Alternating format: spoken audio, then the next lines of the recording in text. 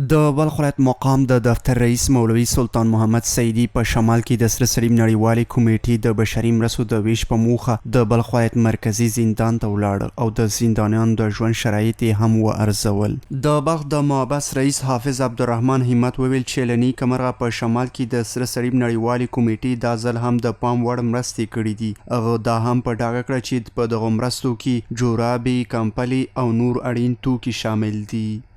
د جناب والي صاحب په هدایت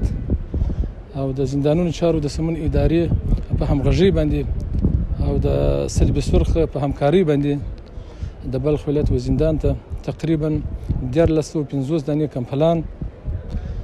او 1450 دانې پټوان او 2200 دانې زیرپوشانې او 2200 دانې جرابې دي چې الحمدلله موږ او تاسو د دې شاهدان یو چې دا به نن ټولو محبوسینو او معجزونو ته د بلخ په ولایت کې څه چې رقم زموږ سره شته، ارقام شته، د بندیانو تعداد شته، ورټولو ته به موږ توضیح کوو. د یادونې وړ ده چې دا د سره صلیب نړیوالې کمیټې دویمه مرسته ده چې د هیواد په شمال کې د بلخ ولایت له زندانیانو سره مرسته کیږي.